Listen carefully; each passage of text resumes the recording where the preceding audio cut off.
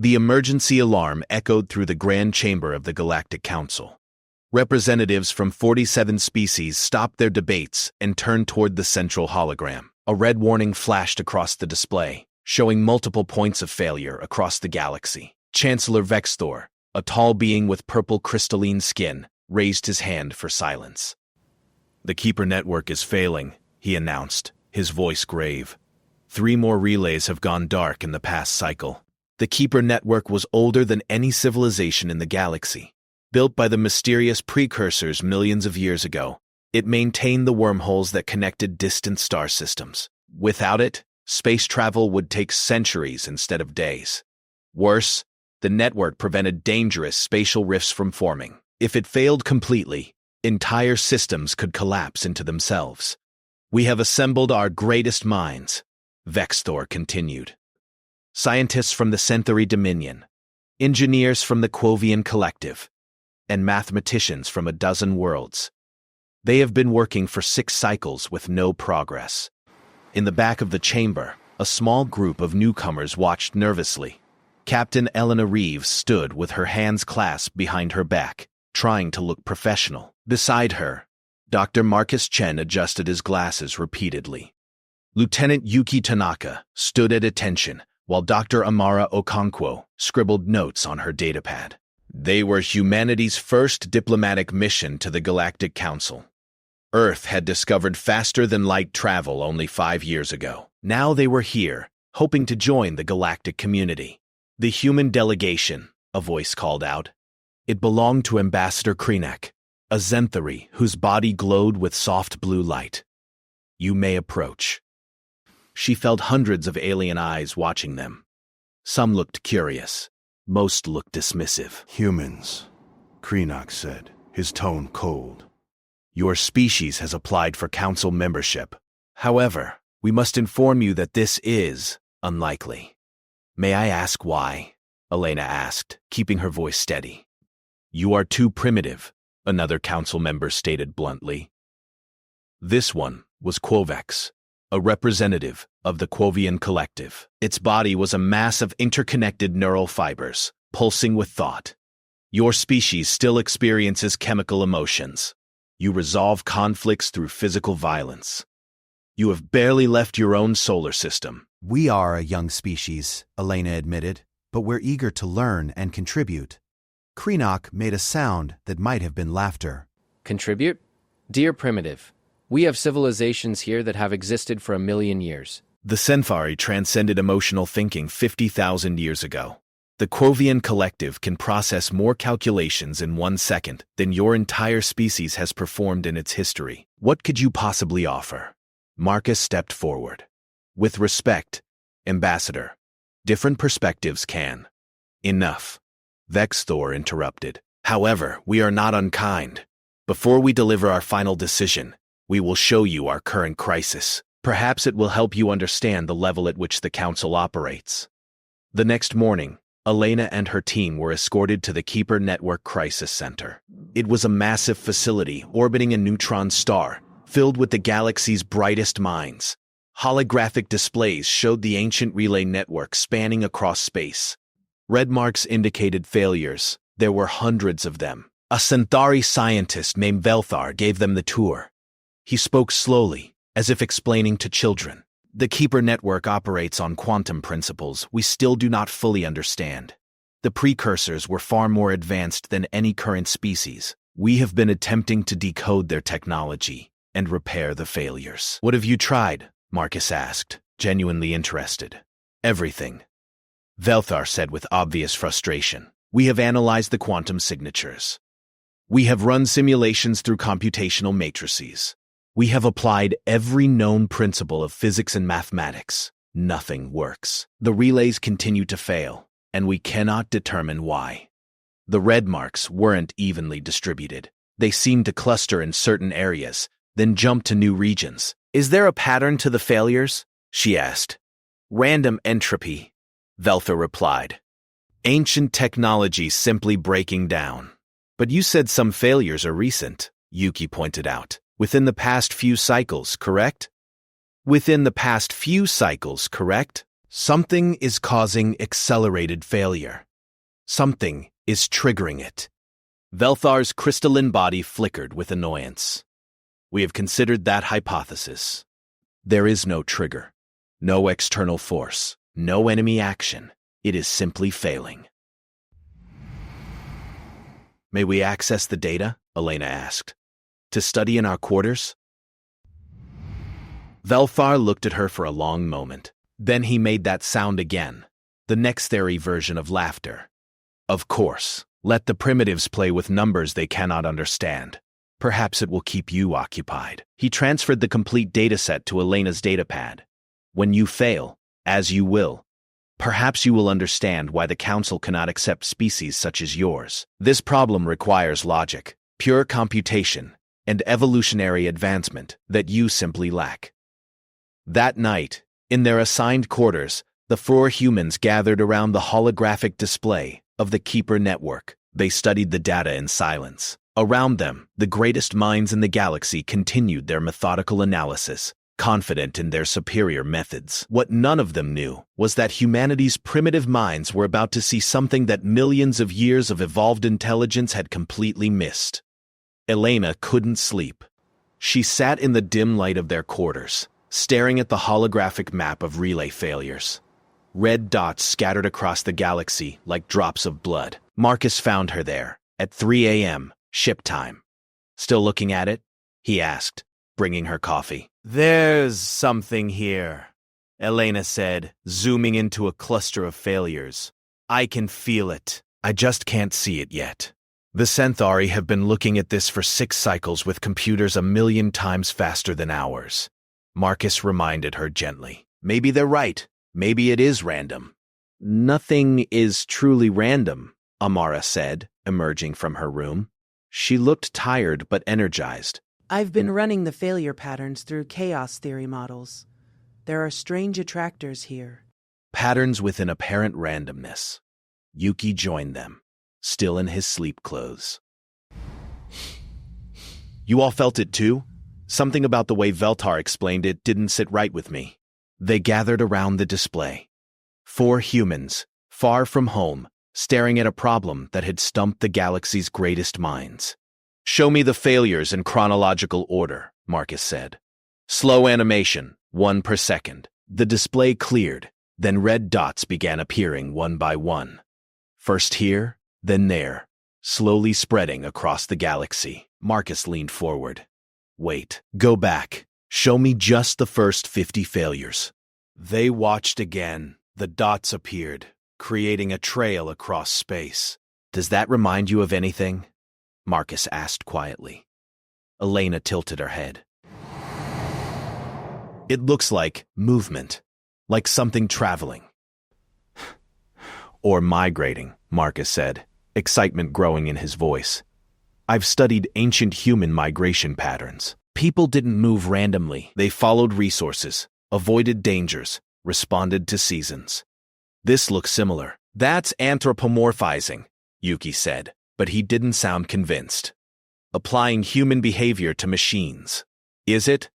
Amara pulled up another display. Look at this.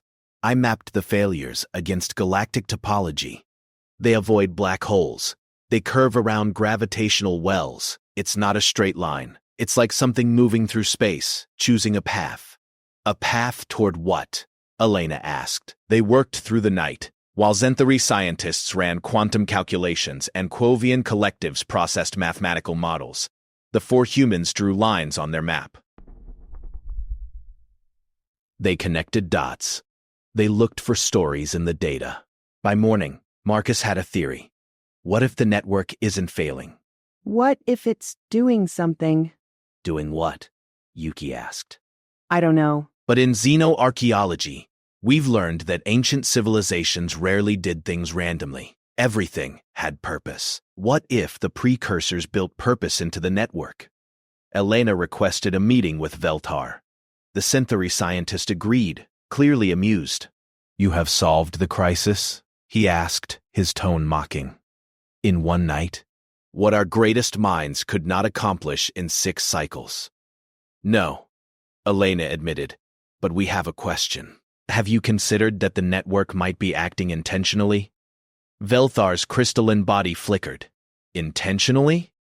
It is a machine, a quantum relay system. It does not have intentions. But the precursors built it, Marcus said. Doesn't it do what they designed it to do? Yes, it maintains wormholes and spatial stability, which it is now failing to do. What if it's doing something else they designed? Amara suggested. What if this is programmed behavior?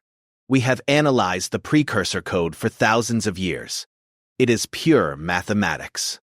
Quantum algorithms. There is no room for behavior as you primitively understand it. Elena asked, a prediction based on our theory? What theory? That ancient quantum relays have feelings? Velthar laughed. Very well. Entertain me. Predict the next failure. The humans huddled around their datapad. If they were right, if the network was moving with purpose, then the failures weren't random, they were markers. Breadcrumbs. A trail. Here, Elena said, pointing to a relay near the outer rim. Relay K. 447. It will fail within the next 12 hours. Velthar recorded the prediction. When you are wrong, perhaps you will accept your limitations. 8 hours later, alarms blared through the facility. Relay K, 447 had gone dark. Velthar stood frozen, staring at the display. Around the crisis center, other scientists rushed to verify the data. The impossible had happened. The primitives had predicted what advanced computation could not. How? Velthar demanded, his composure cracking. How did you know? We treated it like a living system, Yuki explained. In military strategy, we study movement patterns. How armies maneuver. How they signal intent. The network is moving like something alive. Impossible, Cuvex declared. Its neural fibers pulsing rapidly. The Quovian had come personally to investigate.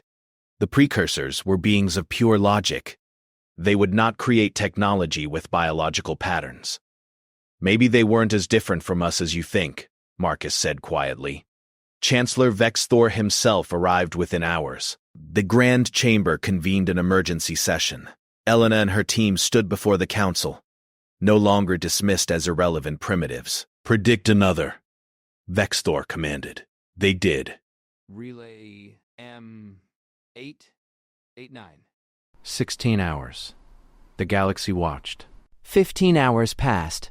16. At 16 hours and 43 minutes, Relay M889 failed. The council chamber erupted in shocked voices. Species that had dismissed humanity now stared at the four humans with something like fear, or respect, or both. How are you doing this? Vexthor asked. Elena took a breath. Because we still understand something you've evolved past. We still think like the precursors might have. We see patterns in behavior, not just mathematics. Preposterous, Kreenock declared. The precursors were the most advanced civilization in galactic history. It doesn't mean they thought like computers. Maybe they thought like us. The chamber fell silent. The idea was revolutionary. Terrifying and impossible to ignore. Can you stop the failures? Vexthor asked. Elena looked at her team. They had predicted the network's behavior, but fixing it, that would require something far more dangerous. Maybe, she said slowly, but first, we need to try talking to it. The council chamber had never been so quiet. Elena's words hung in the air like a challenge to everything the galaxy believed. Talk to it? Kreenock repeated slowly. You want to communicate with a quantum relay network? Yes, Elena said firmly. If it's behaving like a living system, maybe it responds like one too. Kovex's neural fibers pulsed with what might have been anger. This is madness. The network is technology. Advanced precursor technology. You cannot talk to a machine. We talk to our AI systems all the time, Marcus pointed out. That is different. Those are programmed responses. The Keeper network has no communication protocols, no interface for dialogue. It simply exists and functions. Or Malfunctions. Yuki added. Which is why we're here. Vexthor raised his hand for silence. Explain your proposal, Captain Reeves. Completely. Elena activated her datapad, projecting their analysis for all to see. The network's failures follow patterns similar to animal behavior on Earth. Specifically, distress signals.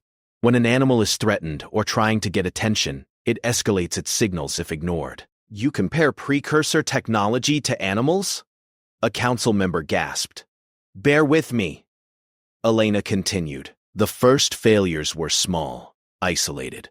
When nothing changed, they increased. More failures, bigger relays, closer to populated systems. It's escalation, like someone shouting louder when nobody listens. Amara stepped forward. In chaos theory, we see this in complex systems. They have feedback loops. They respond to their environment. The network might be responding to something we're doing. Or not doing. What could it want? Velthar asked, his skepticism wavering. We don't know yet, Elena admitted, but we think we can find out.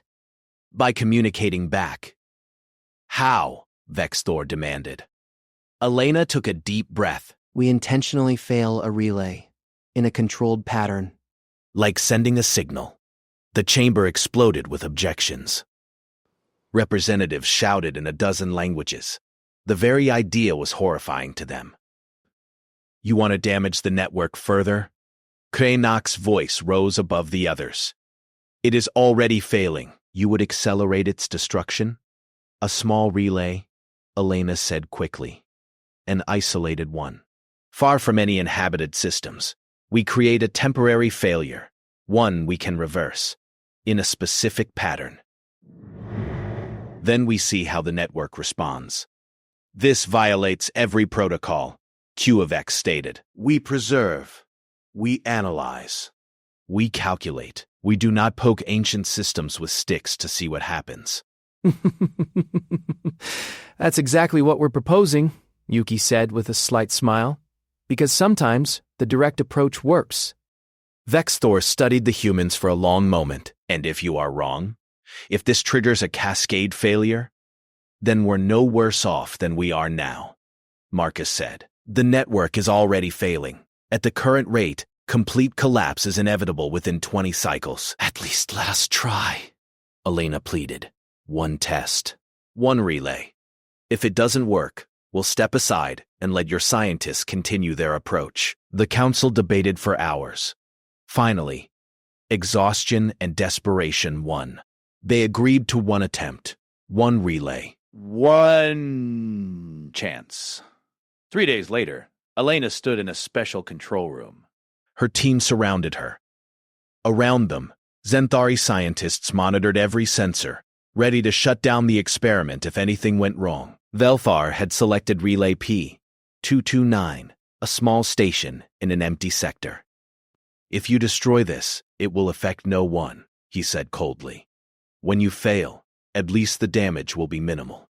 Understood, Elena said. She turned to her team. Amara, you're sure about the pattern? Amara nodded, her fingers hovering over the controls. In animal behavior, submission signals are usually rhythmic and predictable. They show you're not a threat. I've created a pulse sequence based on whale songs and wolf pack submission displays. We're using whale songs on alien quantum technology, Marcus muttered. This is either brilliant or insane. Often the same thing, Yuki said. Beginning sequence, Amara announced. Her fingers danced across the controls. The relay didn't fail catastrophically. Instead, it pulsed. On, off, on, off. A specific rhythm, repeated 3 times. Nothing happened. The Zenthari scientists exchanged knowing looks. Krenak, watching remotely, began to speak. As we predicted, then every alarm in the facility screamed at once. The main display lit up with activity. Not from Relay P-229. From relays across the entire sector. They were all pulsing, in sequence. In response, what is happening? Vexthor's voice came through the comm, urgent and afraid. Elena stared at the display, her heart pounding. The pattern was clear. The network was answering. "It's communicating," she whispered. It's actually communicating. They followed a sequence. Marcus recorded it, his hands shaking. "This pattern, I've seen something like this before. In xenoarchaeological records. Ancient Earth warning systems used sequential pulses." "Warning of what?" Velthar asked. Amara was already analyzing the pattern. Her face went pale. "It's not just a response. It's showing us something. The pulses are pointing." She overlaid the pulsing relays on a galactic map. They formed a line, an arrow, pointing toward a specific region of space. Quovex processed the coordinates. That region is empty. No stars. No planets. Nothing of interest. "Scan it anyway," Vexthor commanded. Deep space telescopes turned toward the coordinates. At first, they saw nothing. Then the sensors picked up something impossible. Spatial distortions, dozens of them, growing larger. "What are those?" someone asked. Marcus felt his blood turn cold. "Rifts. The network isn't failing. It's been trying to warn us about those." The rifts were expanding. Silent. Invisible to normal detection. Without the network signal, they would have remained hidden until it was too late. Until they tore through inhabited systems. "The failures weren't failures," Elena said, understanding flooding through her. "They were warnings, distress calls. The network has been screaming at us for 6 cycles, and we never listened." Velthar's voice was hollow. "Because we treated it as a machine. We analyzed its mathematics. We never considered it might be alive." "Not alive," Marcus corrected, "but created by beings who thought like living things, who built instinct into their technology." The chamber was silent. The galaxy's most advanced species had missed what 4 primitive humans saw immediately. Because sometimes, you need to think like a primitive to understand the ancients. The emergency council session lasted 3 days. Representatives who had mocked humanity now listened to every word the humans spoke. The galaxy had changed, and everyone knew it. Elena stood before the council, exhausted but determined. Behind her, holographic displays showed the spatial rifts growing in empty space. Without the network's warning, those rifts would have reached populated systems within months. Billions would have died. The network detected these anomalies, Elena explained. Its sensors saw what ours missed. It tried to alert us the only way it knew how, through behavioral signals. When we didn't respond, it escalated, like a child pulling on a parent's sleeve, Marcus added. First, gently, then harder, then shouting. The network was shouting. We just didn't understand the language. Vexthor looked older somehow, despite his crystalline form. We have been so proud of our logic, our mathematical precision. We forgot that the precursors, for all their advancement, were once living beings, they thought. They felt. They built those qualities into their greatest creation. So what do we do now? Quavex asked. The Quovian's tone had changed. No more superiority. Just genuine concern. We work with it, Amara said. Not as engineers fixing a machine, but as partners communicating with an intelligence. We've established first contact. Now we need to maintain dialogue. Over the next weeks, the humans taught the council scientists their methods. It felt strange at first. Velthar struggled to think in terms of behavior instead of equations, but slowly, he learned. The network is sending another pulse sequence, he announced one day. Following the pattern the humans established, it is. Asking a question, I believe. What's it asking? Krianok asked. He had become one of their strongest supporters, his earlier dismissal forgotten. Elena studied the pattern. It wants to know if we understand, if we're listening now. How do we answer? Belfar asked. Yuki smiled. The same way you answer anyone. Honestly. They sent back a confirmation sequence.